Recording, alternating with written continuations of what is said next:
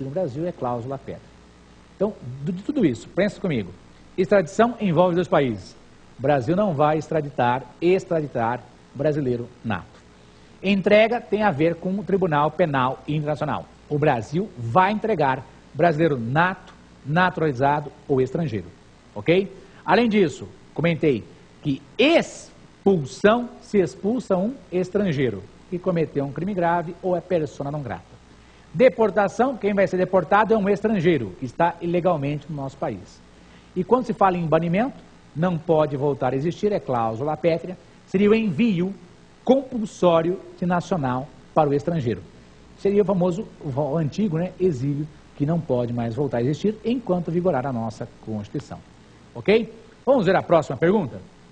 Professor, o Tribunal Penal Internacional pode ser elevado à condição de emenda constitucional? Meus amigos, bom, interessante. O Tribunal Penal Internacional pode ser elevado à condição de emenda constitucional? Ele pode ser constitucionalizado? Vem comigo.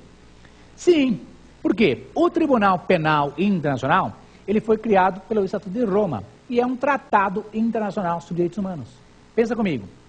Se ele é um tratado internacional sobre direitos humanos, ele pode ser elevado à condição de emenda constitucional. E onde nós vimos isso? Se recordam?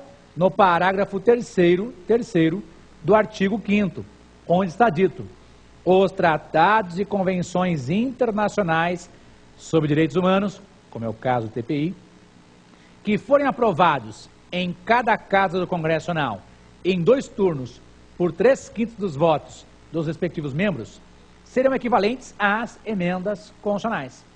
Meu caro amigo, pensa comigo. Se eu tenho um tratado internacional sobre direitos humanos, como é o Estatuto de Roma, o Congresso Nacional, se desejar, pode transformar esse Estatuto de Roma, que hoje, de acordo com o Supremo, é uma norma supralegal, pode ser elevado à condição de emenda constitucional? Resposta: sim. O que é necessário, meus caros amigos?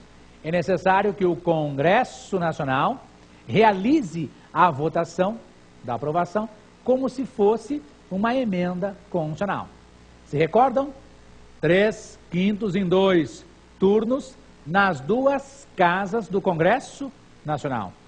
É o mesmo sistema de aprovação de uma emenda constitucional. Então pensa comigo. Seriam necessárias 2 votações. 2 votações na Câmara dos Deputados, por 3/5 dos votos dos membros, ok? E depois, 2 votações no Senado Federal, por 3/5 dos membros, dos senadores.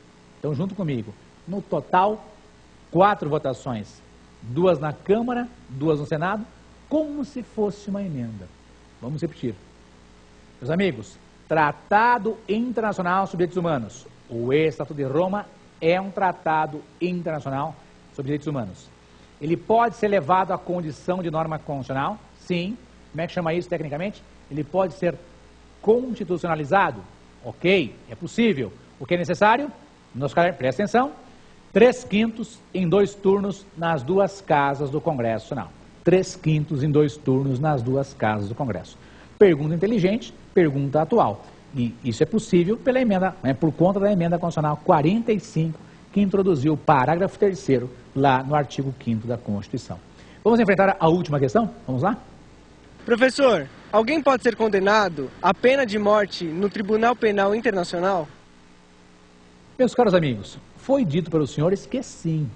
Então, repetindo, pessoas podem ser condenadas à pena de morte no Tribunal Penal Internacional. Ok? É algo excepcional. E a prisão que será aplicada será a prisão perpétua. Ok? Junto comigo.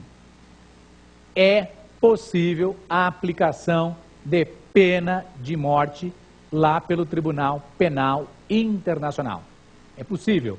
E o que é necessário? Que o indivíduo tenha cometido um crime gravíssimo, um crime muito grave, contra a humanidade, contra um crime de guerra ou um crime de genocídio. Crimes esses previstos lá no Estatuto de Roma. Vamos recapitular tudo o que foi dito com relação ao Tribunal Penal Internacional? Então ficou assim, ó. Tribunal Penal Internacional Ele foi criado pelo Estatuto de Roma. Tem sede em Haia, na Holanda. Holanda também que é conhecida por Países Baixos. Entre nós, o Estatuto de Roma está previsto inclusive, constitucionalmente, no parágrafo 4º do artigo 5º. E, além disso, há um decreto específico que o incorporou como norma supralegal. Se recordam? Por que é norma supralegal? Porque esse foi o posicionamento do Supremo Tribunal Federal. Então, entenda que o Estatuto de Roma, hoje, sua natureza jurídica é uma norma supralegal, acima das leis, mas abaixo da Constituição, e que foi admitido, inclusive, constitucionalmente. O Brasil aderiu ao Tribunal Penal Internacional, parágrafo 4º do artigo 5º. Não se esqueça, os crimes previstos no Estatuto de Roma serão julgados pelo Tribunal Penal Internacional, são crimes imprescritíveis, ok? Não prescrevem nunca. Importante, o Brasil vai entregar, tanto faz brasileiro nato, naturalizado, brasileiro nato, naturalizado, ou naturalizado, ou quem mais? Ou estrangeiro que aqui se refugiar. Nós vimos no bloco anterior também, tratamos do tema bloco de constitucionalidade, né? Então, o bloco de constitucionalidade seria a somatória de várias normas elevadas à condição de emenda constitucional, mesmo tendo sido feitas em momentos distintos do momento da criação da Constituição. Para nós, o bloco de constitucionalidade tem a ver com o TPI? Sim, porque o TPI pode ser elevado à condição de emenda constitucional e, desse modo, constitucionalizado. Então, o TPI pode fazer parte do bloco de constitucionalidade? Sim. Por quê? Entre nós, o TPI foi criado pelo Estatuto de Roma e o Estatuto de Roma é um tratado internacional sobre direitos humanos. E se for votado por 3/5 em 2 turnos nas duas casas do Congresso Nacional, ele vai ser elevado à condição de emenda constitucional. E, como tal, será tratado como uma norma constitucional, efetivando materialmente na nossa Constituição o bloco de constitucionalidade. De modo mais simples ainda, bloco de constitucionalidade, eu vou pegar, né, tratados internacionais sobre direitos humanos, fazer a votação sobre eles como se fosse uma emenda e elevá-los à condição de emenda constitucional. Vou constitucionalizá-los. Com isso, eu tenho o quê? O bloco de constitucionalidade.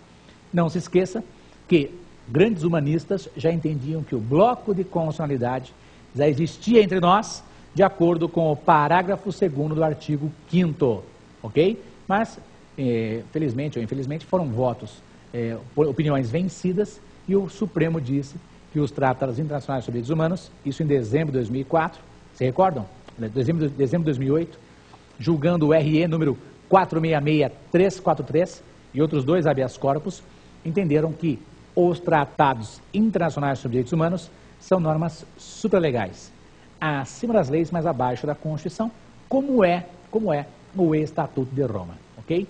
E se for o caso, pode ter uma votação semelhante à de uma emenda e, desse modo, constitucionalizado. Pode ser constitucionalizado. E, é óbvio, teremos, de modo concreto, a verificação do bloco de constitucionalidade. Ok? Queridos amigos, vamos enfrentar o terceiro bloco muito importante, que é o X da questão. Vamos enfrentar as questões, vou até me sentar para a gente discutir as questões junto com vocês.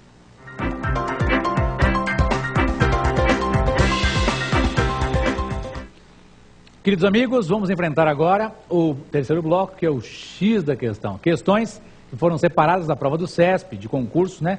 Sobre o tema tratados internacionais, bloco de constitucionalidade, temas que foram e são importantíssimos para as provas de vocês, ok?